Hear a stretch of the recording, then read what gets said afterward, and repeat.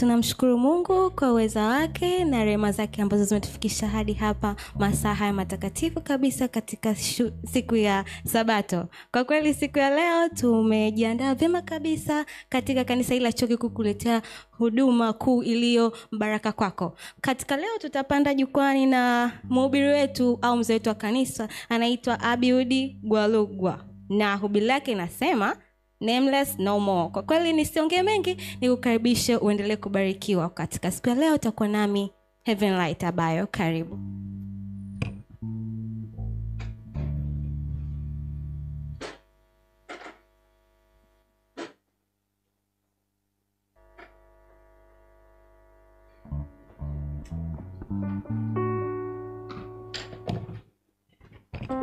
Sabato njema. Upande huu Sabato njema. Wote kwa pamoja Sabato njema. Okay, asante sana. Nipende kuwakaribisha katika ibada ya leo. Na sasa tunaenda kwenye kipindi cha uimbaji kwa ajili ya kuwakaribisha wahudumu. Lakini nipende kuwajuza utaratibu wa nyimbo za pamoja na huduma ya nyimbo kwa jumla kwa siku ya leo. Tutakuwa na wimbo wa kuwakaribisha wahudumu namba 15, Nena Rohoni Yesu. Lakini pia wakati wa sadaka tutaimba wote kwa pamoja wimbo namba 96, Mahali Yako Sasa. Na wakati wa ibada tutaanza na wimbo namba 5, Na Tumwabudu Mungu. Alafu utafuata wimbo namba 14, Nitembee Nawe Yesu. Na mara baada ya hapo basi tutasimama wote na kuimba wimbo namba 68, Tusimame Imara. Kwa hiyo na kwaya ambazo zitatuhudumia, tutakuwa na kwaya 2 na artist mmoja. Wakati wa sadaka The Harmony watatuhudumia, na wakati wa kumkaribisha mhudumu wataimba Akendo, na wakati wa kutoka tutahudumiwa na Enoki Wanjara. Kwa hiyo tujiandae kuhudumiwa na kubarikiwa na huduma hiyo ya uimbaji kwa siku ya leo. Karibuni wimbo namba 15, Nena Rohoni Yesu, wakati wa hudumu akiwa wanaingia.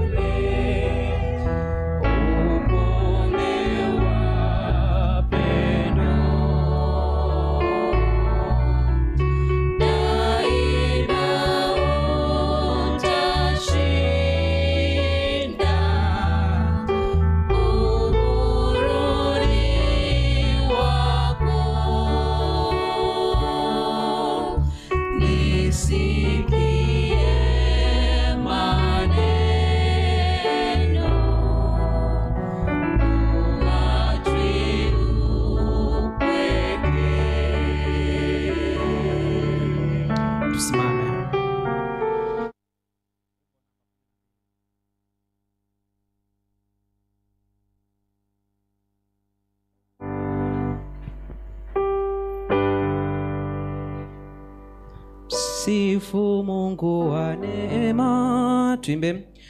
Sifu Mungu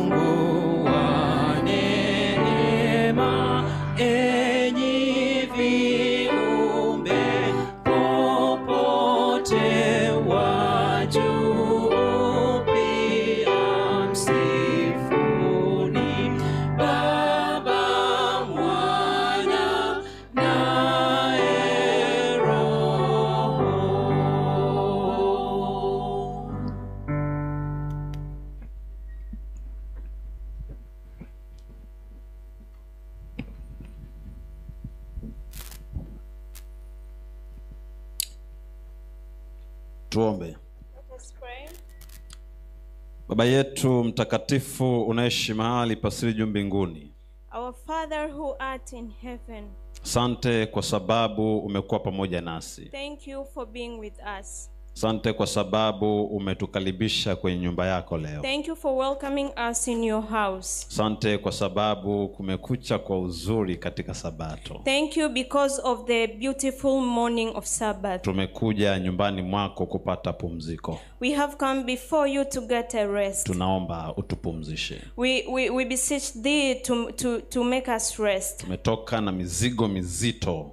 We have come with our heavy burdens. Tunaomba utupumzishe. We ask you, Lord, to please. Tumekuja hapa nyumbani kwako patulivu. We have come before you, God, kukaa miguuni pako na kujifunza. to sit at your feet. Na leo, and today, tufundishe. Teach us, Lord. Tuelekeze.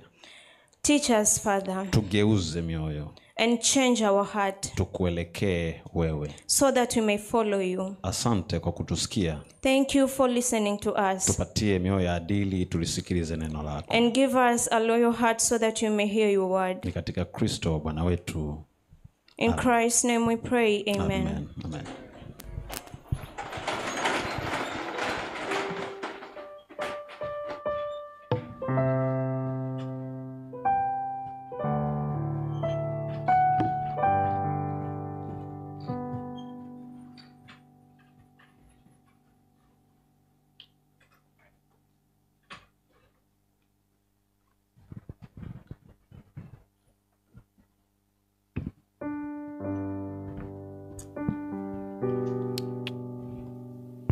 Tusikilize fungu kuu kutoka kitabu cha Ufunuo sura ya 3 na ile fungu la 19.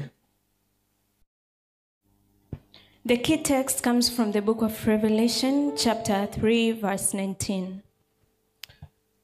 Wote ni wapendao mimi na wakemea na kuwarudi, basi uwe na bidii ukatubu. As many as I love, I rebuke and chasten. Be zealous therefore and repent. Bwana alibariki neno lake. May God bless his word.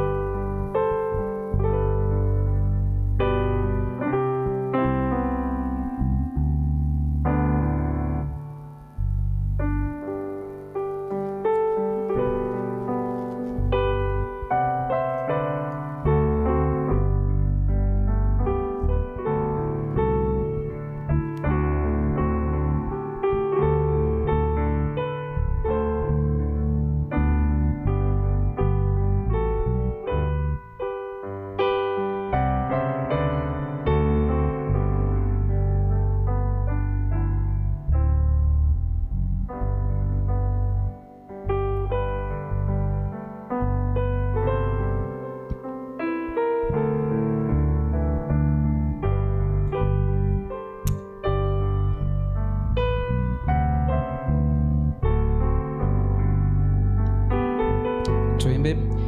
Na tumwabudu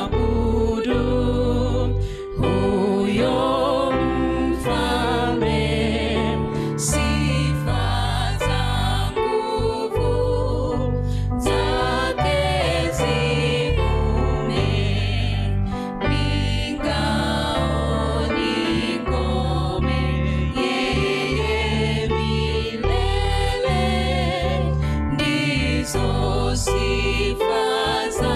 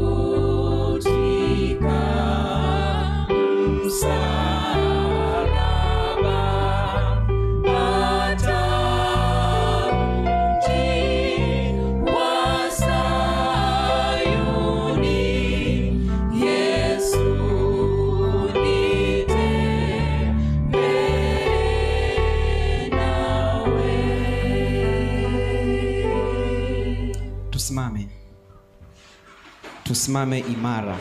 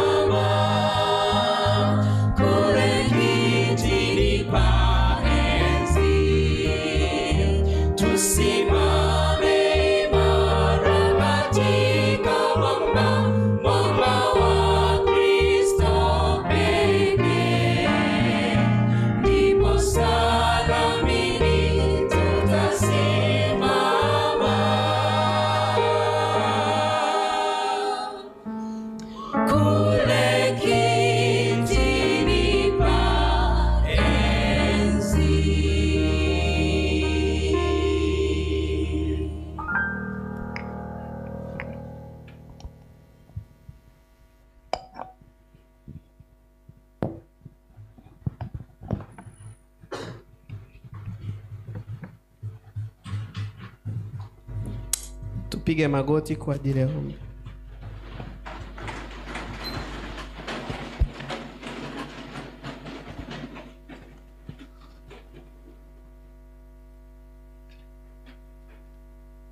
Baba wa mbinguni, muumba mbingu na nchi, Our Father, the creator of heaven and earth, tunakuja mbele zako wasaa we are coming before you this moment kwa namna pekee tukiwa tumeleta shukrani za pekee in a special way to bring our thankful hearts kwa jinsi ambavyo umekuwa pamoja nasi kwa muda wa siku 6 in a way that you have been with us for the 6 days. Na sabato ya leo tunakuja tukiwa na shukrani na sadaka zetu. And in today's Sabbath we are coming before you with a thankful hearts and our sacrifices. Lakini Baba, tunakuja mbele zako tukiwa wanyonge, But God, you are coming before you with reverence, Kwa kuwa tumekutenda dhambi, because we have sinned against you.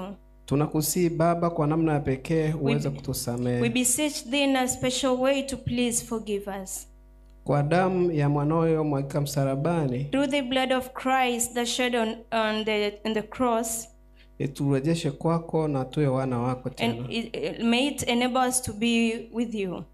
Baba wa mbinguni, Masaya, Our Heavenly Father, in today's, tunajikabidhi mikononi mwako. we place ourselves into your hands. Tunakusihi ibada yetu uweze We kuipokea. beseech thee that you bless our service. Tusaidie mmoja mmoja Help us individually katika maisha ya kiroho in our spiritual life, na kiuchumi na kiafya pia. economically and in our healthy. Baba wa mbinguni, tupe utulivu kanisani. Our Heavenly Father, please give us reverence. Tunakusihi uweze kumsaidia dada pale na kaka pale We beseech thee that you help our sister there and a brother there, ambaye wakati wa ibada anachezea simu, that during the worship she or he plays with a phone, ambaye wakati wa ibada anafanya mambo mengine ambayo husiana na that ibada. during the worship that person does something else. Umwelekeze aweze kunyenyekea Please leo help that person to have reverence before you. na umsaidie Please. ibada yake iweze kubaliwa mbele zako. Please help her or him that his or her worship may be pleasing before you. Baba wa mbinguni, tunajinyenyekeza miguuni pako masaa haya. Our Father, we reverend before you this time. Tunaomba ukae pamoja nasi. We beseech thee that you be with us. Ndilo ombi letu, ni katika jina la Yesu, amen. That's how we pray in Christ's name. Amen.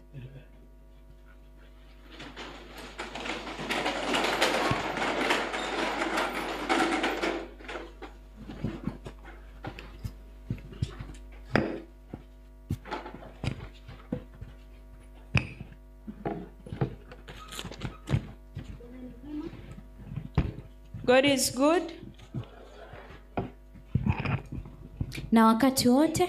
And all the time. Mafungu yetu ya sadaka katika siku ya leo yatapatikana kutoka katika kitabu cha Zaburi 50 pamoja na Malaki 3. Comes from the book of Psalm 50 and Malachi 3.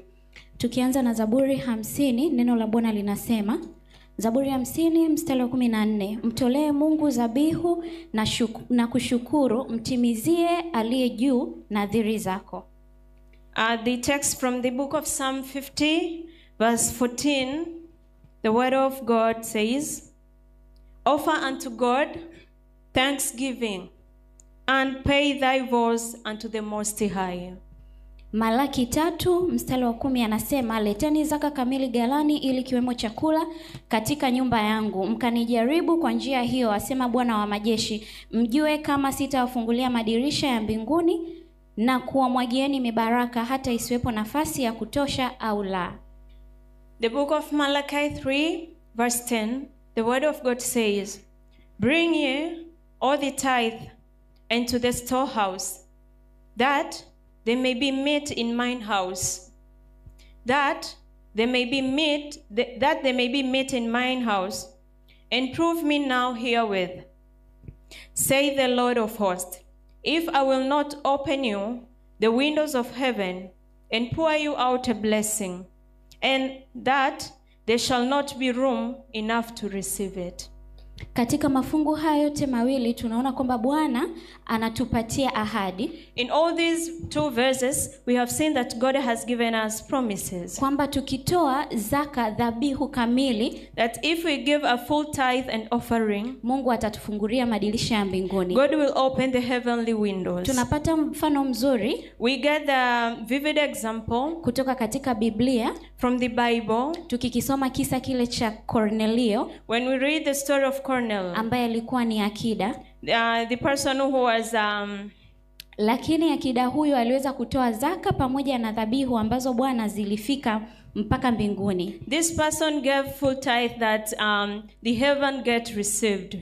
Lakini pia Bwana akamwambia zaka zako zimefika, zaka pamoja na sala zako zimefika mbinguni. And God told him that your offering and your prayers have reached the heaven. Na zimekuwa ukumbusho mbele zangu. And they have been a remembrance before me. Kwa hiyo sabato ya siku ya leo tunakumbushwa na Bwana kwamba, so in today's Sabbath we are reminded by God that tutakapotoa zaka pamoja na sadaka kamili, when we give full tithe and offering, Bwana atazipokea na kuzifanya kuwa ukumbusho. God will receive them and they will be remembrance before him. Mungu alibariki somo hili kupitia jina la Yesu. Amen. May God bless this word in Jesus' name. Amen.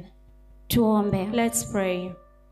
Mtakatifu Mungu ketie mahali pa juu mbinguni, Holy Father who art in heaven, tunakushukuru kwa wema wako na fadhili zako. we thank you for your goodness and mercy. Masaa haya tunakuja miguuni pako. At this hour we are coming before you, Lord. Tunaomba Bwana ukaweze kuzipokea sadaka na dhaka zetu. We ask you, Lord, to please receive our offerings and our tithe. Neema yako ikawe juu yetu. Your grace may be upon us. Tunaomba na kuamini kupitia jina la Mwana Yesu Kristo aliye Bwana na Mwokozi wa maisha yetu. Amen. We ask and trust in Jesus' name. Amen.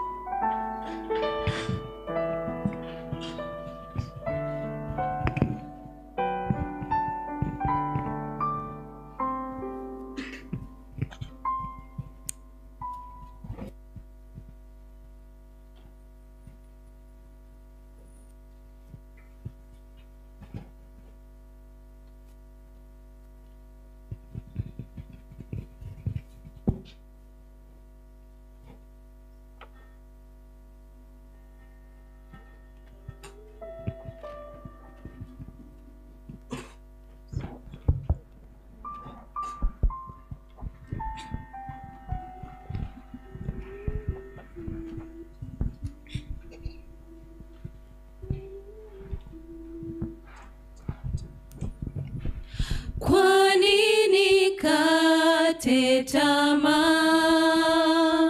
na vikwazo vije? Moyo wangu we mpweke,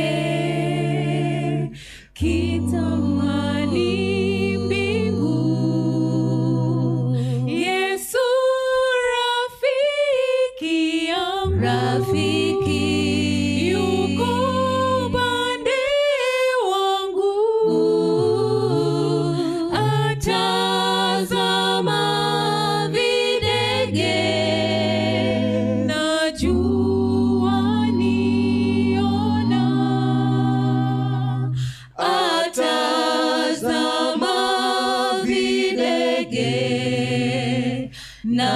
najua niona,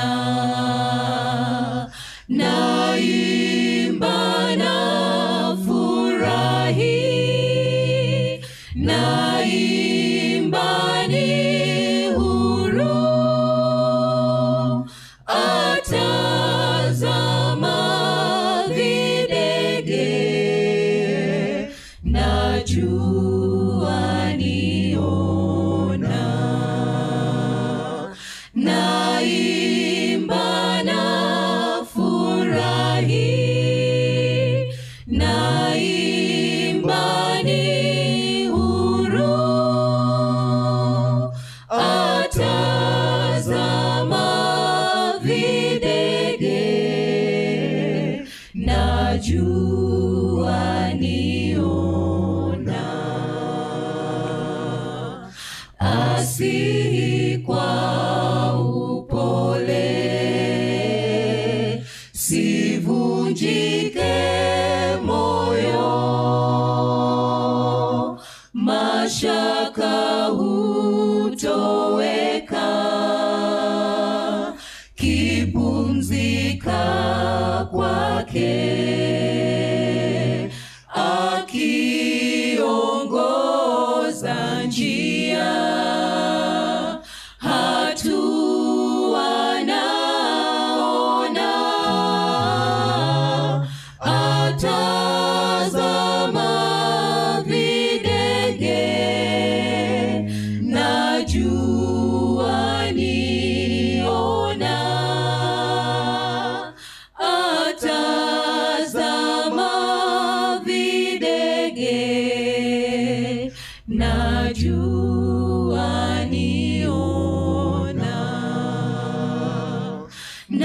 naimba na furahi, naimba ni huru, atazama videge, najua niona,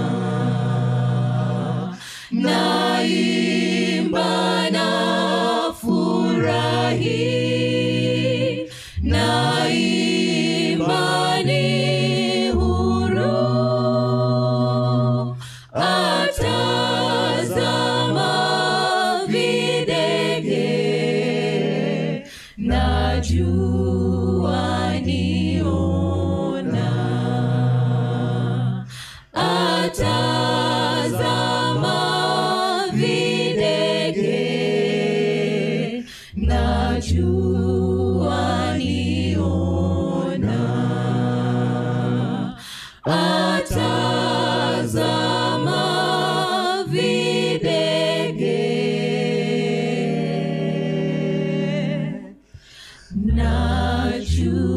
najua niona.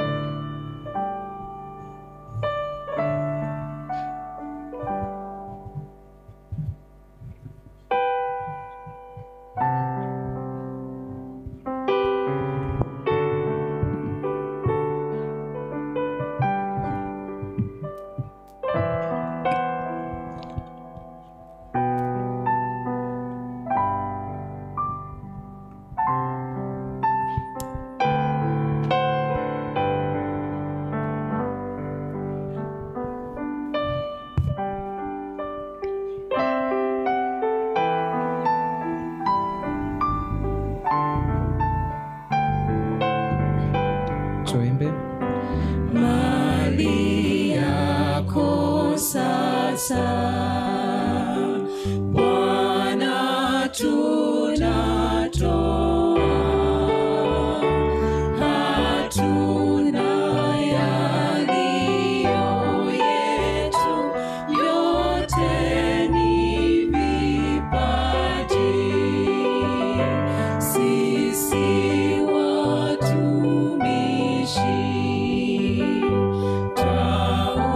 twaungama deni, tungeirudisha kwake iliyo ya Bwana.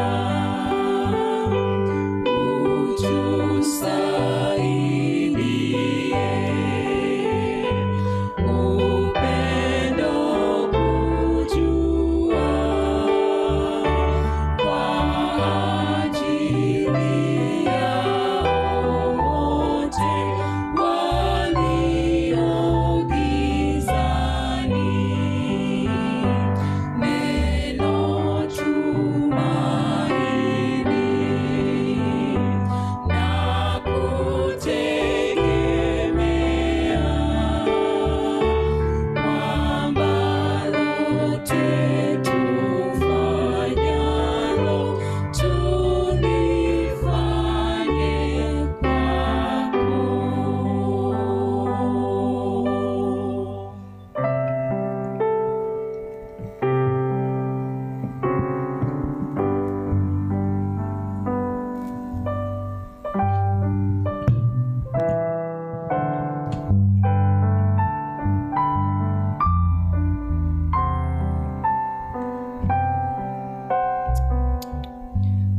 Bwana Yesu asifiwe. Praise the Lord. Bwana ni mwema God is good, na wakati wote. and all the time. Tunasemaje kwa ajili ya sabato ya leo? What are we saying for today's Sabbath? Tunamshukuru Mungu kwa ajili ya fursa ambayo ameweza kutupatia We thank God for this opportunity that He has granted us, kukusanyika mahali hapa kwa ajili ya kuabudu. being here for worshiping. Ni upendeleo wa kipekee sana. It is a special privilege. Tunamshukuru Mungu sana kwa ajili ya sabato ya leo. And we thank God so much for today's Sabbath. Na kwa kiukweli tumekuwa wachache kwa namna fulani. Seriously, we are few in a such a way.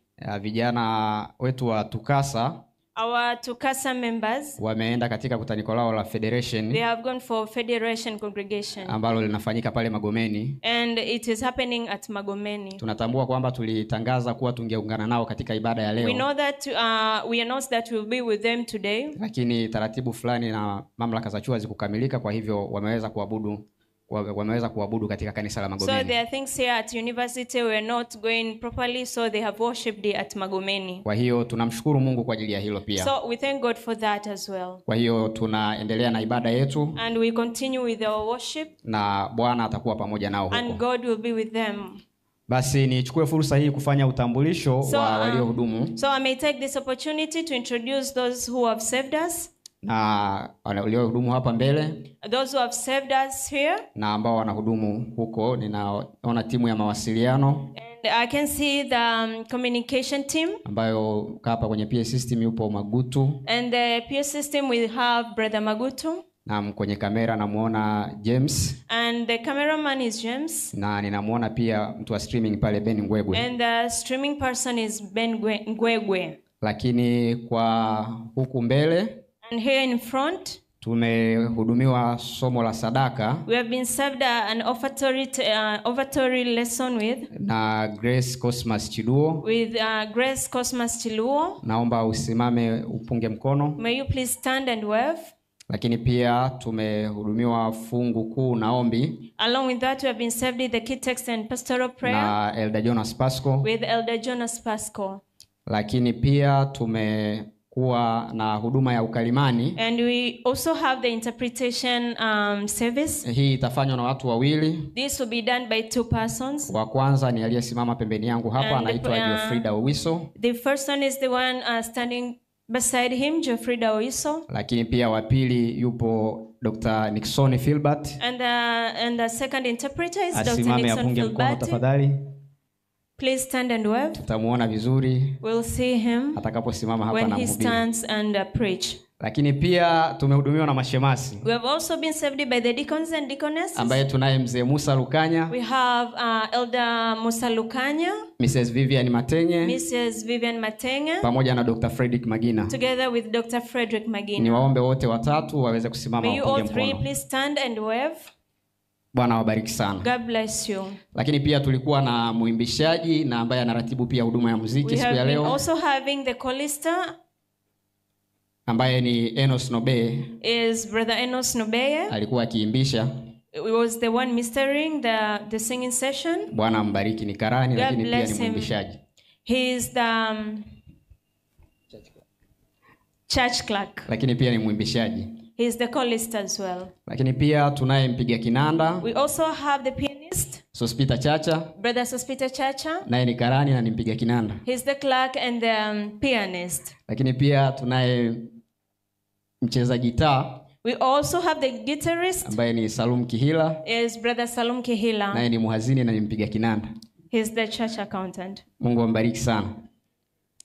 Basi mimi ambaye ni mwenyekiti siku ya leo. And the presider naitwa Girara Mnada. Is brother Girara Mnada. Lakini pia ambaye atatumegea mkate siku ya leo. Along that, the preacher of the hour. Ambaye atatupatia somo. And he will give us the sermon. Ni mzee Abihudi Gwalugwa. It is Elder Abiudi Gwalugwa. Yeye muda utakapofika, when the time arrives, atasimama hapa mbele. He'll stand in front. Na atatupatia neno ambalo Bwana ameandaa kunena nasi siku ya leo. And he will give us the word that God has prepared for us today. Basi kwa unyenyekevu kabisa niwaalike sote tuwe wasikivu. With reverence I welcome you to be listeners. Tukijiandaa kubarikiwa. And let's get ready to be blessed. Basi kwa wakati huu wataingia waimbaji. So this time the singers will minister before you. Na baada ya hapo mzee Abihudi Gwalugwa atasimama kwa ajili ya kuhubiri. And after that Elder Gwaluga will stand for this sermon. Na niwakaribishe pia katika vipindi vya mchana. May I welcome you into today's afternoon sessions. Itakapotimia saa 9 kamili, When it reaches 3 sharp, tutakuwa na wasilisho hapa, we'll have a special presentation. lakini litatanguliwa na kipindi cha uimbaji. And it will be presided by the singing session. Kwa hiyo nawaalika wote tukutanike tena mahali hapa I mchana. welcome you to come here together. Bwana today wabariki at sana na karibuni katika ibada ya leo. God bless you and welcome to today's service. Amen. Amen.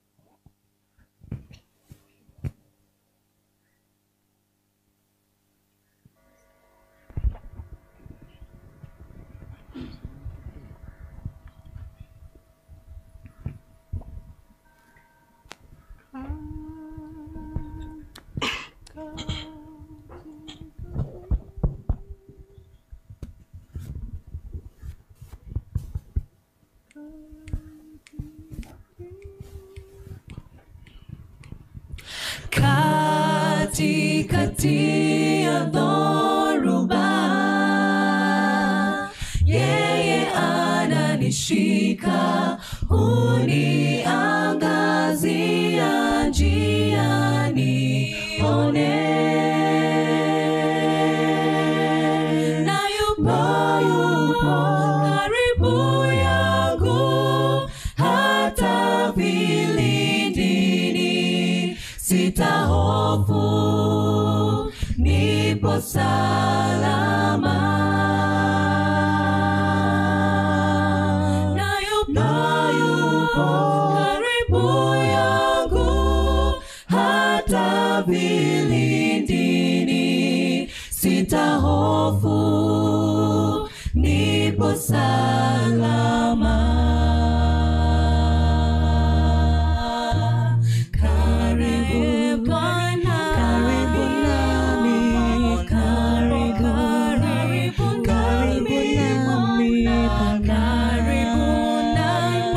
karibu nami. Karibu Bwana, karibu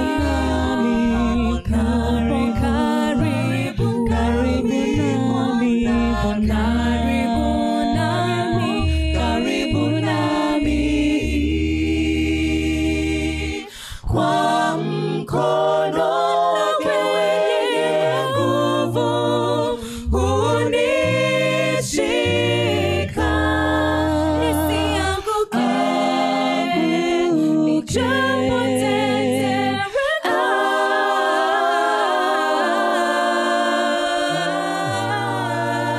Ni mtoto wa Bwana, sitaogopa kitu mikononi mwake, nipo salama. Penye majani mabichi unilaza, kando ya maji matulivu ananiongoza.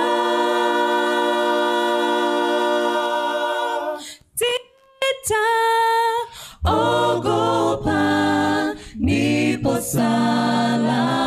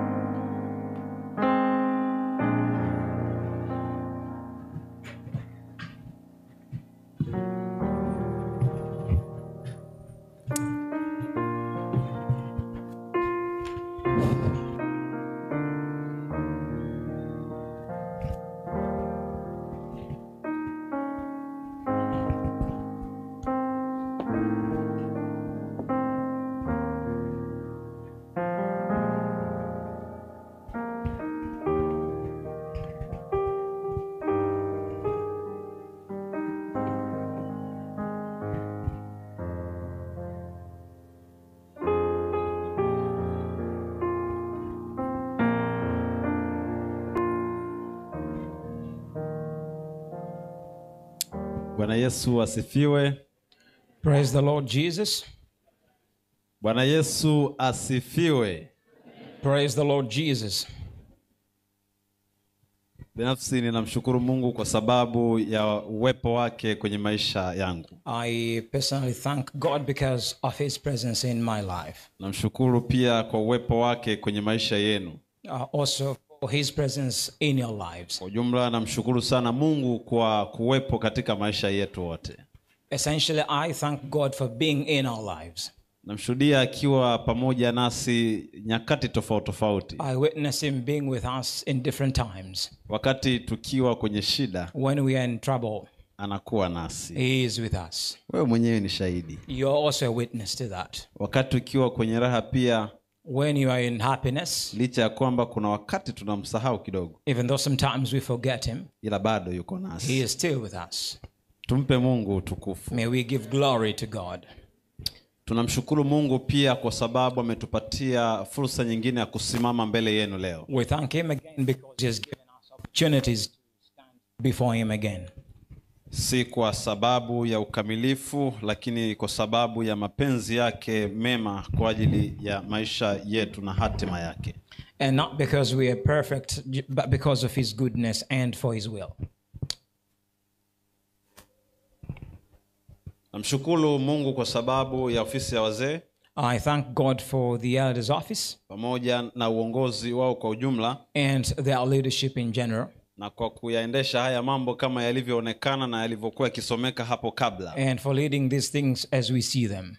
Na kwa sababu hiyo sitakuwa na uzungumzaji sana kuhusu hilo kwa sababu mwenyekiti amelizungumza. And for that reason there is less to say because the presider has already provided you with information. Lakini nikukaribishe tu tuwe na usikivu kwenye ibada ya leo. But just to invite you to being attentive in today's worship service. Tusimame imara katika mwamba wa Kristo pekee. Ndipo saramini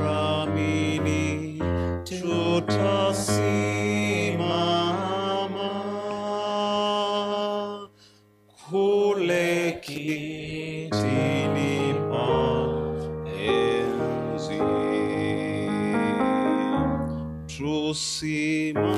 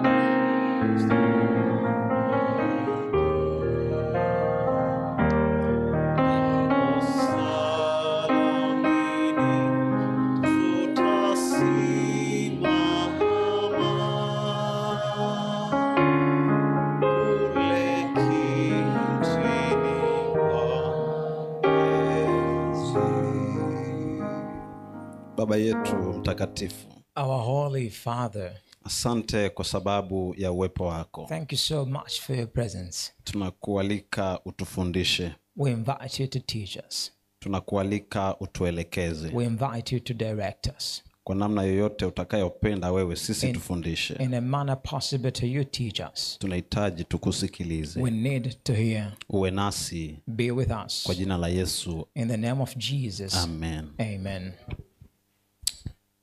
Tunalo somo we have a lesson this afternoon ambalo lina kichwa cha somo kinachosema which is titled hatima ya kukosa jina, nameless no more. Hatima ya kukosa utambulisho.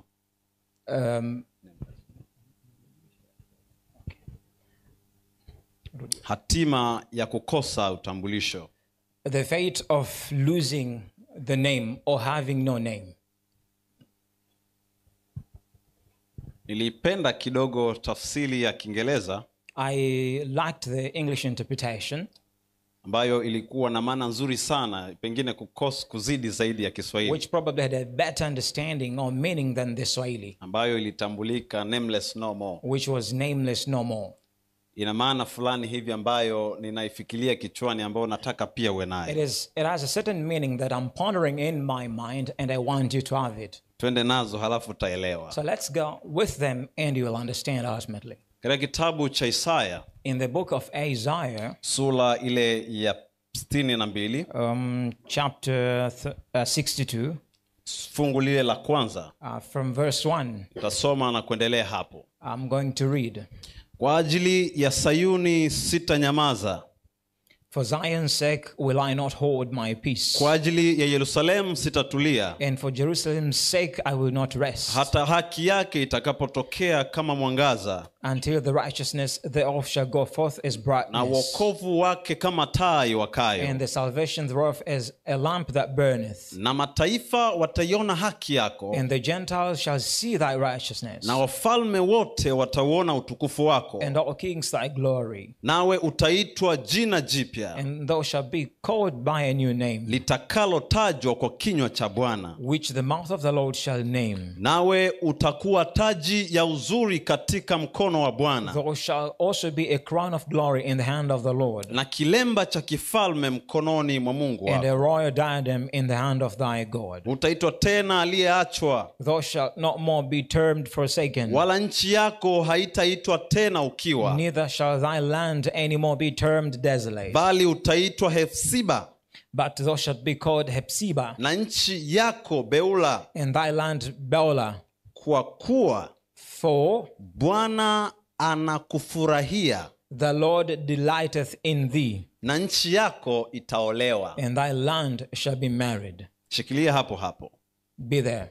Kitabu cha Ufunuo sura ya 3 fungu la kwanza hadi la 4. According to the book of Revelation chapter 3, fungu la kwanza hadi la 4, verses 1 up to 4, imeandikwa hivi. This is what is written. Na kwa malaika wa kanisa lililoko Sardi andika, unto the angel of the church in Sardis write, haya ndiyo maneno yeye aliye na hizo roho 7 za Mungu, these things saith he that hath the 7 spirits of God, na zile nyota 7, and the 7 stars. Na yajua matendo yako, I know thy works, ya kuwa una jina la kuwa hai, that thou hast a name that thou livest, nawe umekufa, and art dead. Uwe mwenye kukesha, be watchful, ukayaimarishe mambo yaliyosalia, and strengthen the things which remain, yanayotaka kufa, that are ready to die. Maana sikuona matendo yako kuwa yametimilika mbele za Mungu wangu. For I have not found thy works perfect before God.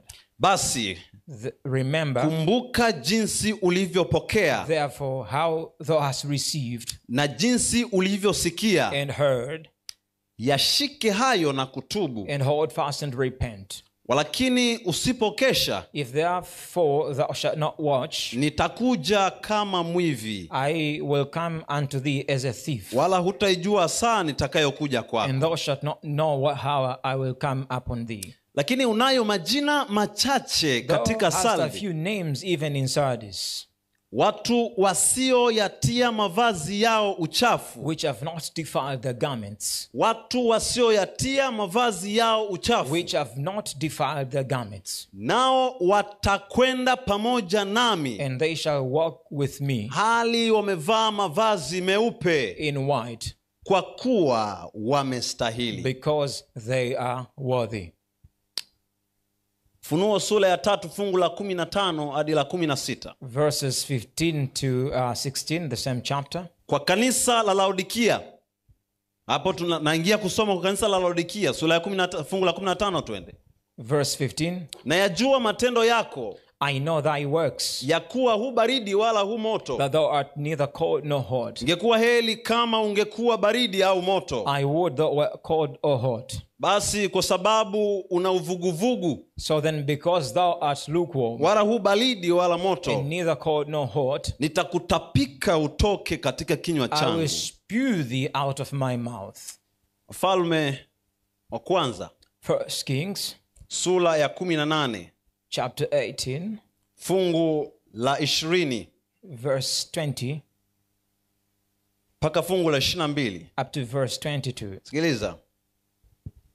Basi Ahabu akapeleka watu kwa wana wa Israeli wote. So Ahab sent unto all the children of Israel, Akawakusanya manabii pamoja katika mlima wa Karmeli. and gathered the prophets together unto Mount Carmel. Naye Eliya akawakaribia watu wote, And Elijah came unto all the people, akanena, and said, mtasitasita katikati ya mawazo mawili hata lini? How long halt ye between two opinions? Bwana akiwa ndiye Mungu, If the Lord be God, mfuateni, follow him. bali ikiwa Baali ni Mungu, But if Baal, haya, mfuateni yeye. then follow him.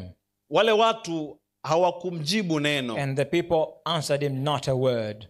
Ndipo Eliya akawaambia watu, Then said Elijah unto the mimi people, nimesalia, I only mimi remain, peke yangu, I a prophet nabii wa Bwana, of the Lord. lakini manabii wa Baali ni watu But 450. Baal's prophets are 450 men. Tuombe tena. Let's pray again. Baba yetu mtakatifu wa mbinguni, Our Holy Father, which art in heaven, tunakukaribisha na uwepo wako. we welcome your presence. Tufundishe, tusikie, tuelewe. Teach us to hear and understand. Kwa jina la Yesu, amina. In the name of Jesus, amen.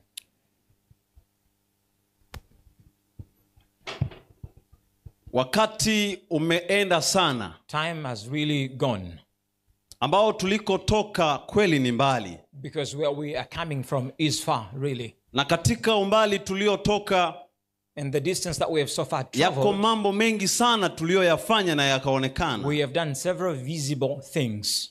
Kama vile wana wa Israeli walivyokuwa Misri, Just like Israelites were in Egypt, walipita kwenye changamoto nyingi they sana, passed through tremendous challenges. na Mungu aliona wanapitia And changamoto. God saw that they were passing through them. Aliamua kuwaokoa kutoka kwenye ile changamoto. And he decided to save them from their challenges. Na historia inaeleza Israeli waliteseka kwa muda mrefu And sana the history jangwani. shows that Israelites suffered for many years in the desert. Katika ile historia tu ya ukombozi, kuwatoa Misri In the kuwapeleka redemption nchi ya history, to ahadi, take them from Egypt to the land of promise. ilikuwa ni safari fupi, lakini ilisafiriwa kwa muda mrefu It was sana. a short journey that took a long time. Ndivyo hivyo ambavyo tunavyolinganisha na kanisa la Mungu la leo, That's how we compare with the modern church kutoka katika wakati uliopita. from the previous times. Na huenda nikalinganisha maisha yako And toka probably I uzaliwe, can compare your life from when you were born, maisha yangu toka my nizaliwe, life when I was born, yaani maisha yetu which means our lives. tulipotoka ni wapi. Where Kila are we mmoja coming anafahamu. from? Each one of us knows that. Nyumbani kwenu unapafahamu, You know where you're coming from. whether ni mkoani au ni hapa It's hapa Dar es Salaam. in the company or here in Dar es Salaam. Si ajenda yangu, lakini This is ajenda not my yangu agenda today. ni kwamba maisha yako unayafahamu toka My uzaliwe. agenda is you know your life from birth. Maisha ya kawaida ya kijamii The daily societal life. unayafahamu, You know that. lakini maisha pia ya kiroho ya kwako But binafsi also your spiritual life. unayafahamu. You know that. Hakuna mtu atakaye kuja kukueleza habari ya maisha yako No ya one will kiroho, come to tell you about your spiritual life. ijapokuwa maisha ya kawaida ya jamii watu wanasema. Though of course we can speak about your social life. Na huenda tukasema yule bwana ni mcha And we Mungu, might say this person is pious. ni mtu wa Mungu, anaenda He is a kanisani man kila of God that siku, goes to church daily. lakini tusipatie kilichomo But we moyoni might be unable to understand your kwamba heart. wewe hasa ni nani. Who are you really? Lakini nikafikiria wakati fulani Then I pondered on an issue. kwamba kila mtu akifikiria akiwa peke yake, When you are alone and you are thinking, ukifikiria wakati ukiwa peke yako, and you reflect while alone, ukifanya chochote ukiwa when you peke do yako, anything while alone, peke yako. Alone. Simaanishi ukiwa na watu. I don't mean with people. Ukiwa peke yako. When you are alone. Hivyo ndivyo ulivyo. That's who you are really. Na ndio kawaida yako. And this is your usual. Yakumbuke ulioyafanya ukiwa peke yako. Remember what you did while alone. Huenda ni kufikiria. Probably thinking. Au kutenda. Probably deeds. Hayo ndivyo ulivyo. This is who you are. Kama unakataa, if you want to reject that, nenda ufikirie upya kwa nini unakataa. Go and rethink again, why do you reject it? Nilithibitisha hili kwa sababu na mimi ni binadamu, nilifikiria nikawaza nikiwa peke yangu. I got proof of this because I'm a human being that pondered about it alone. Na kutenda nikiwa peke yangu. And worked alone. Nikaja kuona kweli, and then I realized kila it's true. Ninachotenda nikiwa peke yangu. Each and everything I do while alone. Ndivyo nilivyo. This is who I am. Kama mimi ni mtu wa maombi, if I am a prayerful person, niko hivyo. Then that's who I am. Lakini nikifanya mbele za watu, but if I do that to be seen by people, yule anaomba sana, so that they say he prays so much, anafunga sana, he fasts so yule much, anasoma sana maandiko matakatifu, God's word, haitoshi kukupatia uhalisia wa vile ulivyo. To give you the reality of who you are. Uhalisia wa vile ulivyo ni vile unavyoishi. The reality of who you are is how you live. Hakuna anayejua moyoni mwako. No one knows what is in your heart. Ni nini nataka kusema? What is it that I want to draw home? Kwa sababu maisha yetu yameonekana mwanzoni yalikuwa na jina fulani zuri. Our lives at the beginning, we had a good name. Kibinadamu nasema. From humanly speaking, nasema kibinadamu. Humanly speaking, kwamba wakati fulani tumetajwa kwa majina mazuri. At a certain point in time we were named good. Tena mazuri sana. With better names. Tumeitwa wachungaji. We were called pastors. Tumeitwa kina mama Ellen White. We were called Ellen G. White. Tumeitwa kulingana na vile tunavyoonekana. We were called according to how we appear. Tumeitwa kulingana na vile tunavyozungumza. According to how we talk. Tukisimama mbele za watu kuhutubu. If we stand before people to preach. Kufundisha, to teach, kunena na watu, to speak with people, katika makundi madogo madogo, in small groups, na pengine katika makundi makubwa ya watu, in large groups of people, ya watu, in the throngs of wakasema people, yule ni mtu wa Mungu. they would say that is a man of God. Tumetajwa kwa majina mengi. We have been named through different names. Inawezekana pengine pia katika hali ya ubaya, probably in a bad sense as well. Tukiwa huko mtaani, while we are in the society, au pengine kanisani, or probably at church, inawezekana shuleni, probably at school, wakaona wakasema, they look at you and say, jamaa anafanya nini hapa? What is he really doing? Wanaona kama ni muovu huyu. It's like this is a bad person, an evil person. Ni kama pengine nasema tena kibinadamu. Humanly speaking again, ilivyo kawaida yetu sisi, inawezekana ni kawaida au nikatumia msamiati mwingine. To us, probably I might use a different vocabulary. Lakini imeonekana kama kawaida yetu. It seems usual to us. Tunawahukumu wengine hawa hawafai. We judge others as unworthy. Wao wanasali huko makanisa ya Jumapili. They worship in Sunday churches. Au wenyewe hawatunzi sabato. They don't keep the Sabbath. Wenyewe hawa ni wa kawaida tu. These are just common people. Hawautumilii wokovu. They are not for salvation. Tunapenda kusema hivyo. We like to say that. Inawezekana, nasema kibinadamu. Humanly speaking. Sisemi kutoka moyoni mwako. I'm not speaking from your heart. Najaribu kufikiri huenda ikawa hivyo. I'm trying to just understand, probably it's that way. Tukasema hawafai, wana tabia mbaya. We say probably they're just common people with evil characters. Katika maneno mengi au machache, in many words or a few, tumejikuta tumehukumu. We have been judging others. Lakini wakati fulani tumehukumiwa. But sometimes we've also been judged. Lakini nikifikiria hakimu mmoja mzuri sana kwenye maisha yetu, if I think of this amazing magistrate in our lives, ni hiyo dhamiri iliyoko kwako. It's your will that is in you. Hiyo ndio inakuhukumu kwa haki. That is what that judges you righteously. Unatenda vema, if you work deeds of good, umefanya vema. Then it's going to judge you accordingly. Umetenda vibaya, if you do bad, inasema umetenda it's going vibaya. to judge you accordingly. Hata kama ukatae, even if you refuse that. Na huenda ni hatari iliyo kwetu sisi and leo. Probably this is a danger to us today. Ya kusema hatutaki kusikia maovu yakitajwa, maovu yetu yakitajwa. Our evil deeds being mentioned. Ila kawaida huenda maovu yapo. But generally evils exist. Bado Mungu anahitaji kutuambia jambo mchana wa leo. God wants to tell us something this afternoon today. Sikiliza. Listen. Tumekuwa ni watu ambao tumepata definition za kutosha na nzuri na njema. We have had several definitions.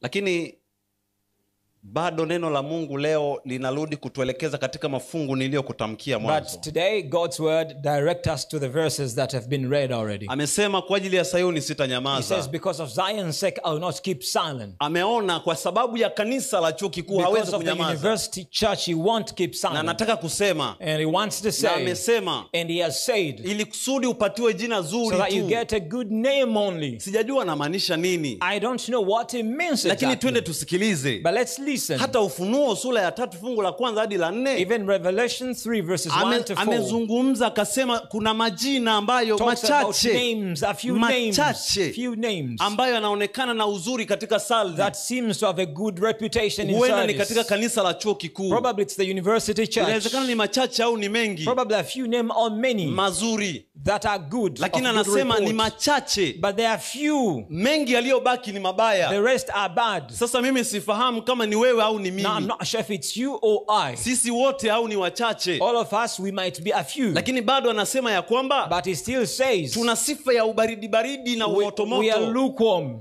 Ya hatuko baridi, We are neither cold hatuko moto. nor hot. Na akasema nitakutapika utoke And he kwenye kinywa says changu, he's going to spew us from kwa his sababu mouth. haustahili kuwa kwangu. Because we are unworthy to be with him. Najua una experience na maji ya uvuguvugu. I know you have experienced lukewarmness. Kuna namna ukianywa utahisi kama kuchefuka, kutaka kutapika. If you drink lukewarm water, you feel like Ndio spewing. hali anayoisema Mungu, anahisi This is what kichefuchefu God says he feels. kwa sababu sisi ni vuguvugu, Because we are si lukewarm. baridi wala si moto. We are neither cold nor hot. Inawezekana tumekaa katika mafungu mawili na tukajidefine katika fungu Probably we moja have taken two verses and define ourselves using one verse. kibinadamu. Tena Humanly speaking again, tuko ndani ya kanisa, we are in this church. tunajua kile ambacho huwa tunakifanya all over the week. We know what we do throughout the week. Tunajua kabisa ya kwamba mimi nilikuwa wapi mahali fulani, You know where you are at a certain point in siku time. fulani At a certain day, nikifanya nini, doing na something. huenda nilimkosea And Mungu, probably I wronged lakini bado God. nikirudi na nasimama But if kidedea, I come nasema back, I stand firm, mimi ni saying, mtakatifu.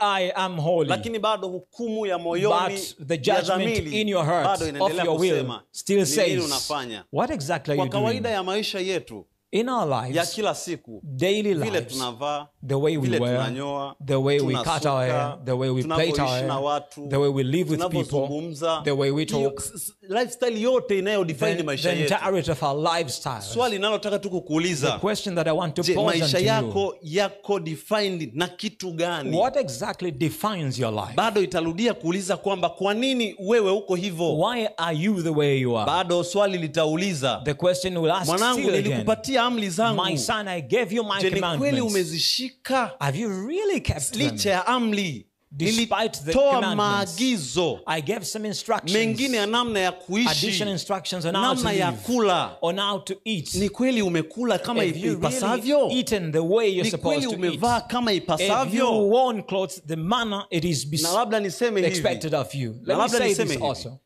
kuna wakati fulani huenda Waadventista wa Sabato, Sometimes we as Adventists, huenda Waadventista wa Sabato probably we as Adventists, tumesababisha uendelevu wa dhambi ambayo inaitwa ibada ya sanamu, we have caused the sin of idolatry to actually take roots. na magoti yetu hayajawahi kugongana kama And Belshaza. our knees have never really trembled like Belshazzar. Wakati Belshaza mkono ule ulivyokuwa ukichora When ukutani, the hand was writing on the wall for alishindwa Belshazzar, kuendelea kufanya jambo he was lolote, unable magoti to do anything yakagongana, because the knees were trembling. viuno vikaregea. And of course his loins were weak. Huenda tumesababisha hizi dhambi kwa muda Probably mrefu, we have been the cause of these sins halafu for quite a magoti long yetu time. bado yako imara, And still hayajagongana our knees bado, are firm, viuno not vyetu shaking. bado And our havijaregea. loins are not yet weak. Katika dhambi fulani unayoijua In a wewe, certain sin that you know bado personally, magoti your hajagongana. knees are not yet shaking. Unatembea ukiona umenyoka, You uko walk sahihi straightly, kabisa, thinking you're lakini right. bado Bwana anasema, But still God says, mwanangu, identity yako my imepotea, son, your identity is lost. kwa sababu ukiangalia tulikotoka, Because if you reflect where we came katika from, uzuri wa kanisa la at Waadventista wa the beauty Sabato, of the Adventist church, wakati ule wa nyuma, in the times in the past, wakati tunazaliwa, when we were born, tuliowakuta those that we found in our local churches, in our respective local churches, tukiwa kule nyumbani, in our respective homes, na kupendekezea turudi nyumbani I want to kimawazo. recommend you to go back to the Vile village. unavyoingia kanisani, When you entered into the church, unawaona wanaonekanaje ndani ya how do kanisa, they look in the church? wamevaaje How do ndani ya they wear kanisa, in the church? wanafanyaje ibada ndani ya How are they kanisa, worshiping in the church? na leo unafanya And nini how do wewe? you do in the church today? Unasimamaje How leo? do you stand Mimi today? nasimamaje How do leo? I stand Je, today? nilivyovaa ninaweza The nikasimama way mbele za I wear, can Bwana? I stand before the Lord? Ni swali ambalo unatakiwa kulijibu It's a wewe. question I want you to answer. Je, nimemtetea Mungu duniani? Have I defended the Lord in the world? Aliagiza maagizo mengi tu ndani ya He has Biblia. given us several instructions in the Bible. Usifanye hiki Don't do mwanangu. this, my son. Je, ni kweli umefuata? Is it true that you have followed that? Usifanye hiki mwanangu. Don't do this, my Je, ni son. kweli hujafanya? Have you really done Fanya that? hiki, ni kweli Do umefanya? this. Have you really Bado done it? nakutaka urudi kule I want you to uangalie. go back to the primitive Ndio godliness. fungu la Wafalme likatukumbusha. This is what the kings tell Mpaka us. lini tutabaki katika Until mawazo when will we be mawili? divided into two opinions? Tunaonekana ni Wakristo, We seem Christians, moyoni tunafahamu wenyewe. but in our hearts we know Je, ni ourselves. kweli ni Wakristo Is it true that we are Christians katika uhalisia wetu in kabisa, the real sense au of it sivyo? or not? Bado swali The linakuja. question is still raging. Tukiondoa jina lako unaitwa Abiudi, If we take your name Abiudi, tukaliondoa kutoka kwako wewe we Abiudi, remove it unaitwa from you Abiudi, Abiudi as you're named. wale watu waliobaki kule ambao hawakufahamu jina The lako rest of the society that don't know your name, wanakuhitaji. how do they call you? Tumeliondoa jina, We have taken your name huna away. jina tena. You no longer have a name. Wanaokuona watakudefine kwa karakta zipi? Those that see you, by which character are they going to define you? Watasema wewe ni mpole, Are they going to say you're very humble? yule ni mwizi, yule That you're a thief? yule mzinzi, He is just an idolater. yule anayebaka, That one who yule rapes? muongo, He is just a liar. He msengenyaji, is just a backbiter. yule anayetunza sabato kila He siku who ya keeps the Ijumaa, Sabbath every kila siku Ijumaa Friday jioni evening. anaenda kujihuzurisha He kanisani. goes to church. Wanakudefine kwa namna gani? How do they define Lile ni you? wazo unapaswa kuwa nalo wewe, This is an idea you must na have. hili nakuuzia uendelee And I kulifikiria kila sell it to you so wakati. that you continue pondering it daily. Itafika sehemu We are going to reach a certain point inabidi kila mmoja ajitafakari baada ya where muda mdogo everyone sana, has to think and ponder about baada ya himself as muda shortest time mdogo sana possible kwa siku.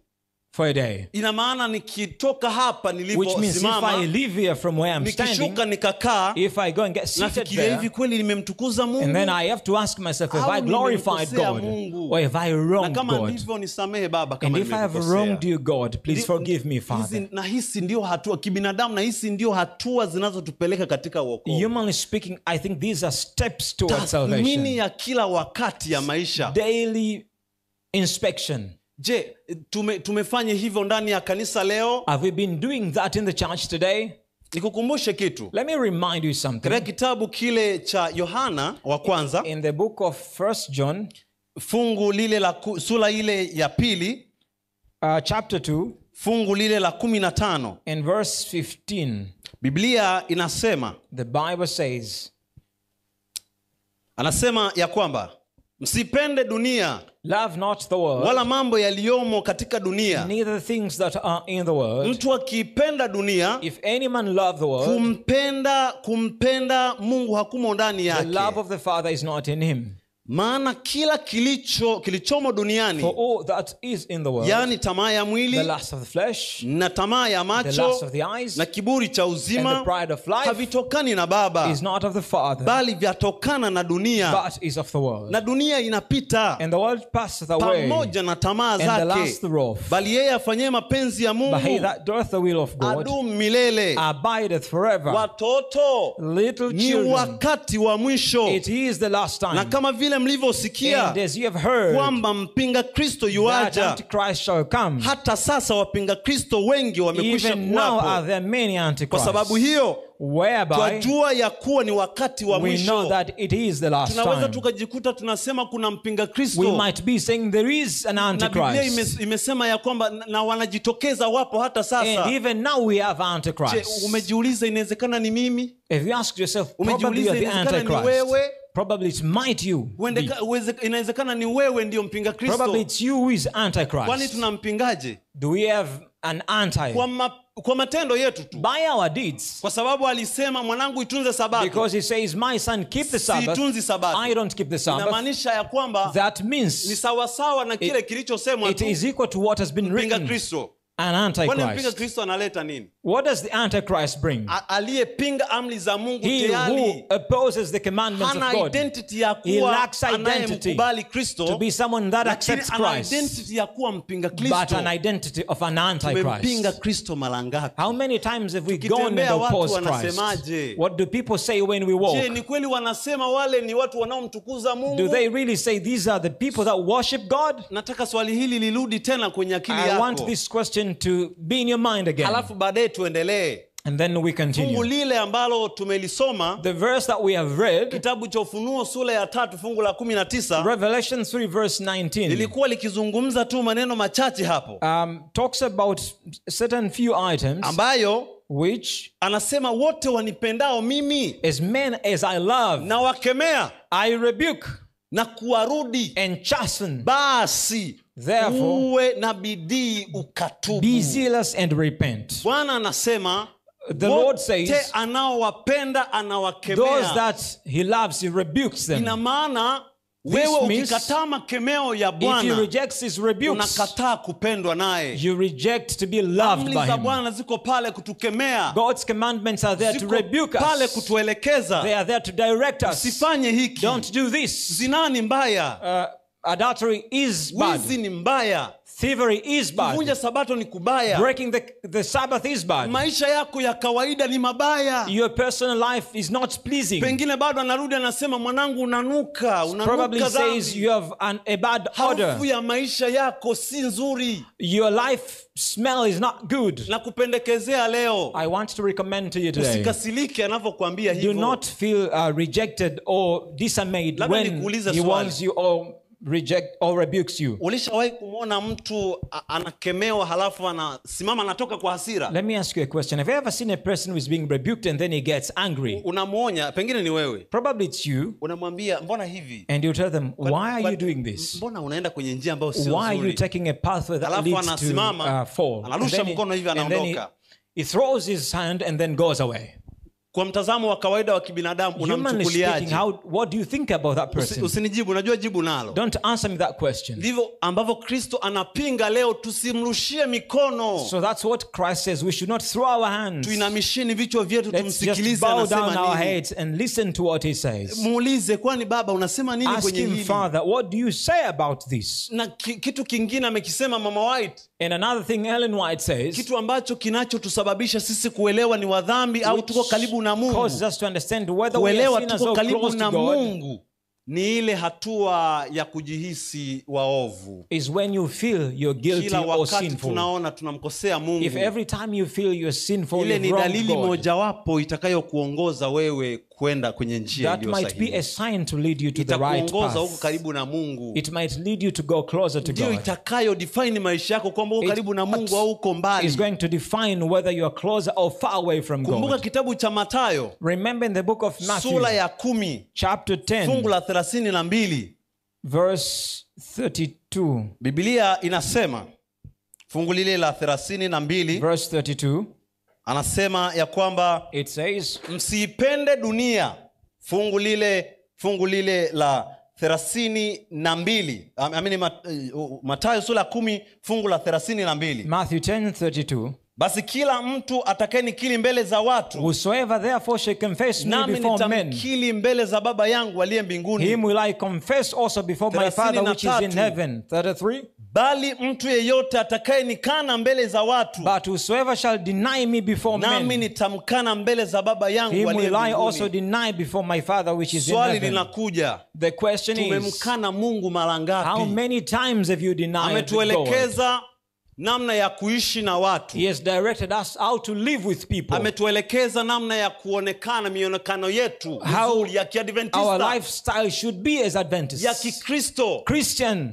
Tumemwakilisha mara ngapi au tumemkataa? How have we represented him or denied him? Kwa sababu hili fungu maana yake ninavyoifikiria Because the way I understand this verse, humanly speaking, ni kana kwamba linatuelekeza ya kwamba the verse directs us, kuna wakati tukikataa ule ukweli mbele za watu, that there are times if we deny the truth before people, tukijikataa sisi sio or if we deny that we are not Adventists, tumemkataa hadharani. We have rejected him publicly. Ila tukikubali sisi ni But if we accept that we are Seventh-day Adventists, we are light bearer, then we represent God, then we confess God, and he has a better promise, which is far better, that he's going to confess us before his Father, even before angels, because we were worthy.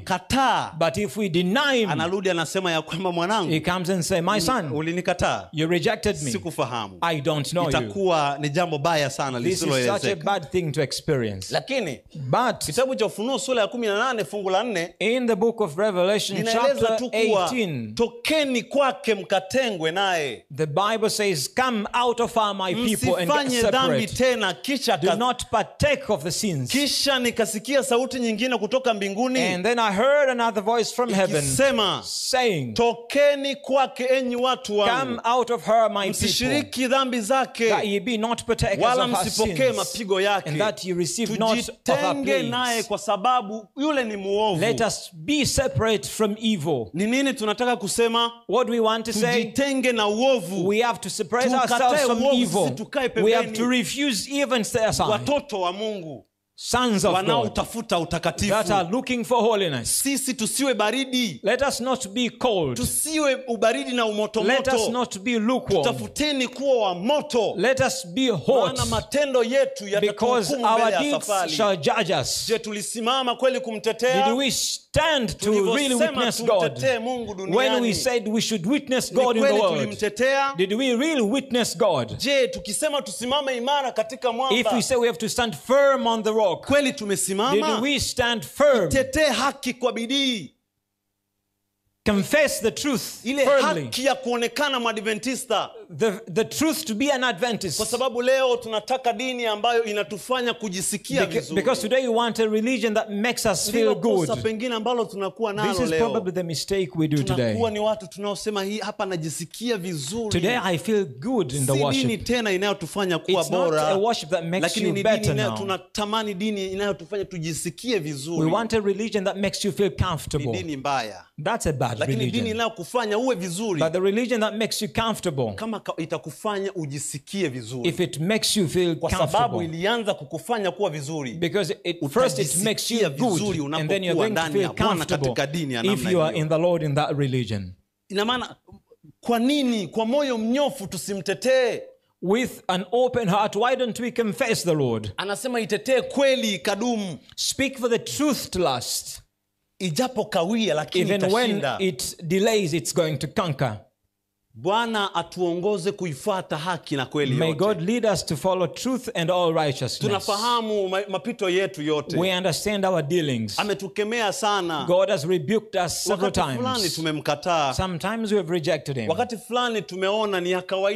Sometimes we find that common. But let me tell you one thing.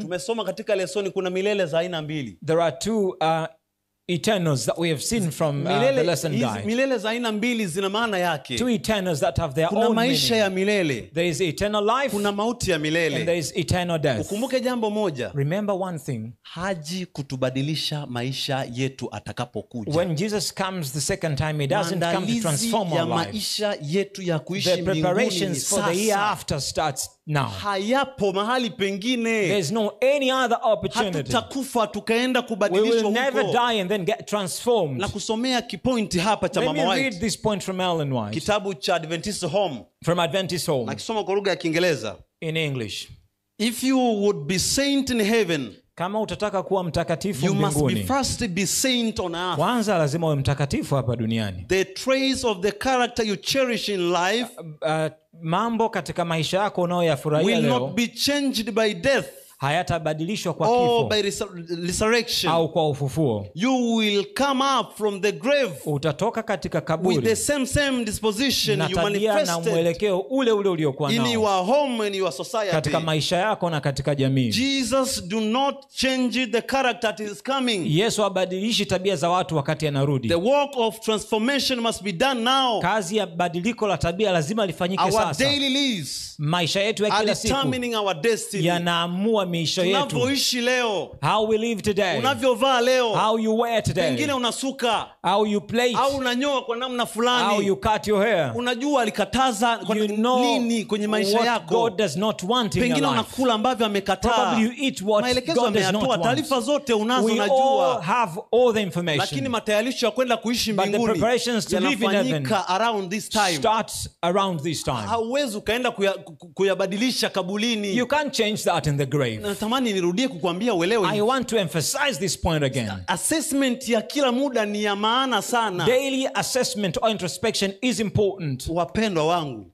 My beloved, hatuendi kubadilishwa mbinguni. we are not going to be changed in Tutafuteni heaven. utakatifu tukiwa Let's search duniani. for holiness while on earth. Tubadilike tukiwa Let's be duniani. transformed while on earth. Kumbuka ya kwamba wokovu una mwisho, Remember there is end to una salvation. hatima yake. There is fate to Bwana salvation. anatamani kukupatia jina jipya God leo. wants to give you a new name today Tumepoteza identity zetu. because we have lost our identities. Tumepoteza identity ya kanisa la We have Mungu. lost the identity of the church Kwa of mienendo God yetu, by our kwa lifestyles, matendo yetu, by our deeds, kwa vile tunavyokula, from the way we eat, narudia, kwa vile from tunavyokunywa, the way we drink. kwa vile tunavyoishi kwenye maisha ya From the way kawaida. we live. Tumepoteza We identity ya have jina. lost the identity Bado of the Bwana name. narudi But anasema, the Lord still comes kwa again ajili ya saying, Sayuni for Zion's sitanyamaza. sake I want to remain Siwezi silent. kunyamaza hata I kidogo. can't remain silent. Kwa kanisa la chuo kikuu For the university church, sitanyamaza. I shall not remain silent. Upenda ulimwengu kumpenda Because Baba hakumo he who ndani loves the yake. world cannot love God. Na leo nasema, And today I am saying, tokeni kwake. come out of her. Ndiyo neno la Mungu That's linavyotuelekeza. God's word today. Ina maana tusiipende Which dunia. means we should not love the world. Anatuambia tokeni niwapatie Come jina out jipya. of her to receive a new name. Na utambulisho ni huu. And a new identity. Identity itatajwa kwa kinywa cha Bwana. And God is going to pronounce this Bwana identity. atatamka kwa kinywa God chake is going jina to pronounce by atakalokupatia. his mouth the name Na he's going jina to give us. atakalokupatia The name is ndilo going to give litakalo us dumu milele is kama the one that shall hutalipoteza. remain forever if you Inawezekana want to lose tulipewa it. identity nzuri na Bwana, Probably we were given a good identity by the Lord, tukaipoteza, and then we lost lakini it. leo anatuita, But today he Joni calls wanangu us, niwapatie come to me jina. my sons so that I Nikwambie give you a jambo new name. moja. Let me tell you something. Hebu kuwa sababu ya kuhakikisha ya kwamba watu watabaki kuwa waaminifu hata Be the wakijaribiwa. reason to cause people to remain faithful. Peke yako, You alone. wewe tu, Just you. ni wewe. Just you. Uwe kielelezo cha kwa nini watu wanabaki waaminifu hata Be wakijaribiwa. exemplary for people to remain faithful Ndiyo, despite dunia temptations. inabadilika. Yes, the world is Na changing. kuazima muda kidogo nikazie hili. Give me your time a little bit to Ndiyo, emphasize dunia this. inabadilika. Yes, the world is changing. Lakini baki kama ulivyo, But remain steadfast ili tuhakikishe kweli, so that we really guarantee, even if people will be attempted, hata kama watu wakijaribiwa, it will be the reason why, itakuwa ni sababu kwa the nini, reason why sababu kwa people nini remain faithful. watu wanabaki waaminifu. Tutaonekana waaminifu kama Bwana akiwa ngao We yetu. will be seen faithful if the Lord is our pillar. Tutaonekana imara We kama will be Bwana seen atatupatia majina steadfast if the mapya. Lord will give us new identities. Tumepoteza majina, tumwendeeni Bwana We have tupatie lost our majina tena. names. Let's go to God to receive new names. Nakukumbusha jambo dogo. I'm reminding Wende you something. umelisikia au hujalisikia. Probably you've heard it or not. Kanisa la Waadventista Sabato lilikuwa linasikika kuwa kanisa bora. The Adventist church was known to be Lakini the leo best church. wanasimama wanasema si kanisa But today they tena. say no, it's no longer the best Walikuwa church. wasuki wanasuka tu. They were not plating, Mbona today walikuwa they wavai plate. kimini wanavaa tu. They were not Mbona wearing walikuwa miniskirts, wavai today they wanavaa wear. tu. They were not wearing tight pants, today they Mbona wear. walikuwa waaminifu hawa, lakini They were sasa hivi faithful, hamna, but ni today wale they are wale not. tu.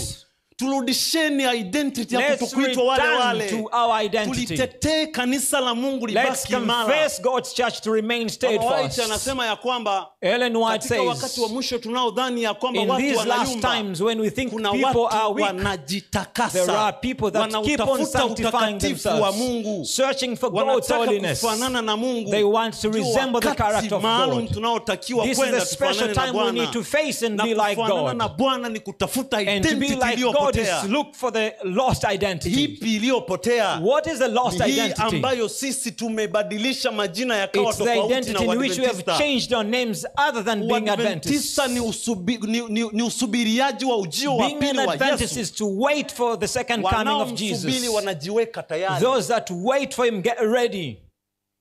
Nimesikia ujumbe mmoja hivi. I have heard this message. Dunia iko tayari. The world is ready. Watu wako tayari. People are ready. Papa yuko tayari.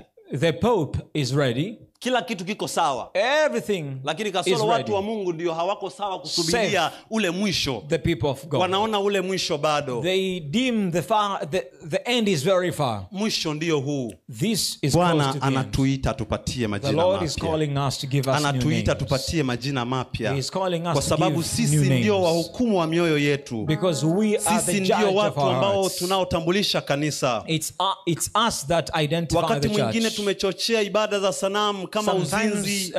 idolatry. Tumechochea ibada ya sanamu kama hizo kwa We've sababu been ya the vile cause of tunavyoonekana. idolatry because of how we Lakini Bwana appear. anatuita atupatie But jina God calls jipya. us to give us new names. Achore chini aseme So wewe that mwanangu ni mzuri, he ni might mtakatifu. draw a name and say, Unaweza "My son, ukasimama you're holy. katika zamu yako You na can now utakatifu. stand under your watch. Nikija tutaenda And mbinguni. if I come, I'll take you home." Tusifanye injili kuwa ngumu sisi Let Waadventista. us not make the gospel Kwa hard. sababu injili tunavyoibadilisha kwa mienendo yetu Because if we change inakuwa the ngumu gospel hata by our namna ya lifestyles, kuwahubiri watu wa it Mungu. becomes difficult to preach to Kwa the people of sababu God. ya namna ambavyo tunavyoishi, By the manner of how we inabidi live, tukumbuke ya kwamba we need to remember that there is the instruction, divine instruction that go out there and subdue the world. na maelezo ya kimungu yanaenda kuutuliza ulimwengu. Lakini tunaambiwa tuende tukautafute ulimwengu, lakini we are the one to be subdued by the word.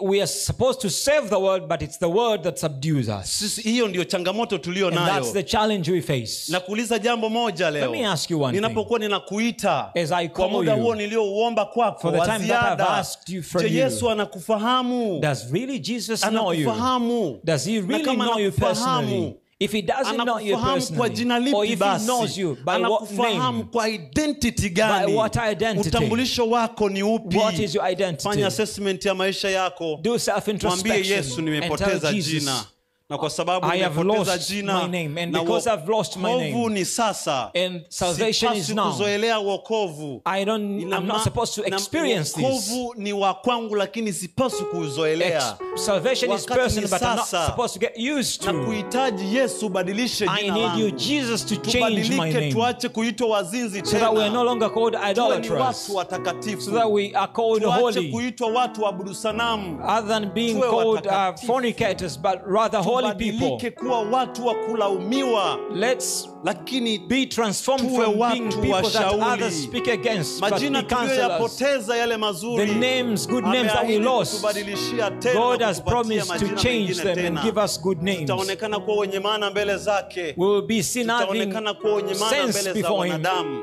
and before the people. Bwana anatuita God is calling leo. us. Naita wito ambao Today I have a special calling. pengine sio wa mazoea wa kila siku. A special calling. Nahitaji mtu mmoja kama mimi. I want someone like me. Nimeshajitoa tayari. I've already Nahitaji given mtu myself. mmoja kama mimi I need someone like me ambaye who anasema kweli Yesu, who says, really nimepoteza Jesus, identity. I have lost my Natamani identity kupatana na historia yangu ya kwanza. and I want to count my history Nataka again. kurudi katika ile misingi ya I want to kwanza. return back to primitive Nirudi godliness. katika ule utakatifu wa I want to kwanza. return to the primitive Kuabudu godliness. katika roho na kweli. To worship you in truth Ili and in Yesu spirit. unapokuwa unarudi, So that when Jesus you come the nitambue second kwa time, jina lile you will utakalonipatia recognize leo. me by the name you're going to give me Mmoja tu today. anayehitaji kupatiwa identity mpya. Just one person Na here wants nakuomba this new identity. na nakuomba hili. And I beseech you, Unapopatiwa identity hii, when you get this new identity, wapendwa, sio ya mchezo. it's not Ni ya something to kushikilia take for na kubaki granted. nayo. It is something to hold Wakati steadfastly. umeisha.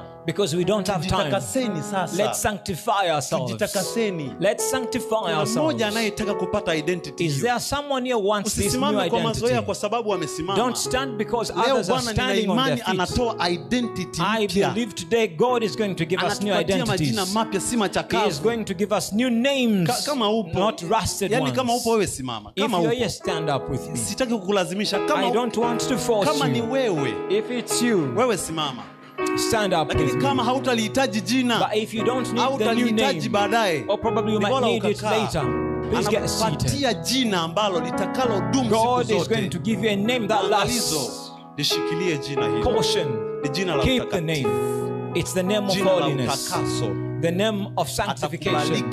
He is going to bless you. He is going to lead you. He is going to change you. Simama katika njia iliyonyoka. Stand steadfast. Bwana akuelekeze. May God guide you. Nameless no more. Hautakosa jina tena. Nameless no more. Hautakosa jina tena. Nameless no more. Hautakosa jina tena. Hata lini tutakosa utambulisho? Until when are we going to lack name? Anauliza baba, hata lini our Father is asking us for how long? Lakini leo, but today, utambulisho huu. There is a new identity. He gives us the new identity. May He lead us to accept the new identity. May we hold fast this new identity. As we go to pray, mwambie baba, madhaifu yangu unayajua. Tell Father, you know my weaknesses. And if possible, mention them. I've been sinning. Kanisa huenda halijui. Probably the church doesn't know. Wachungaji huenda hawajui. Pastors don't know. Wazee hawajui. Probably elders don't know. Mimi ndo najua. It's I that know. Jina hili ni baya, linanuka. Change my bad name which has a bad odor. Bwana kuongoze kupata hilo jina. May God lead you to get this new name. Na ulishikilie kwa sababu and hold ndio uzima wako. Because that is your life. Usiupoteze. Do not lose it. Muda wa maandalizi ni huu. This is the time for preparation. Jitahidi sana. Try Bwana akukute na hilo jina. that may God find you with the new name. Usilipoteze. Do not lose it. Tuombe. Let's pray. Baba yetu mtakatifu, our heavenly Father, tumekukosea. We have wronged you. Tumeenda kinyume na maelekezo na maagizo yako. We have gone against your instructions. Kweli tena. Really? Kila mmoja nafahamu. Every one of us Mimi nafahamu. knows. I know. Aliyesimama mbele hapo anafahamu. Those standing know. Tumekukosea Yesu. We have wronged you.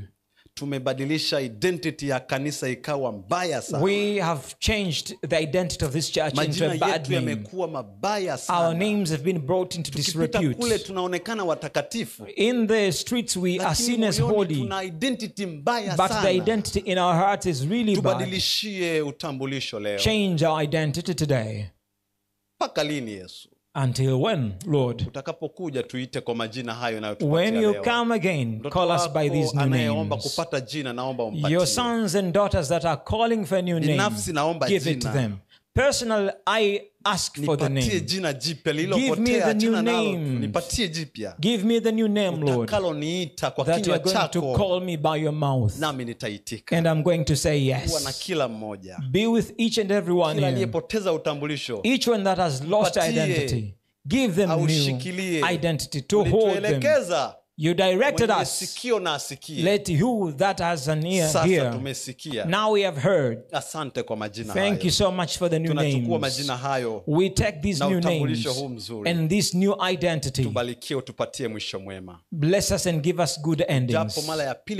When you come the second time as the judge of the sins, come to us as a friend so that we take you take us to heaven. Help us to confess you in the world. In the name of Jesus. Amen. Amen.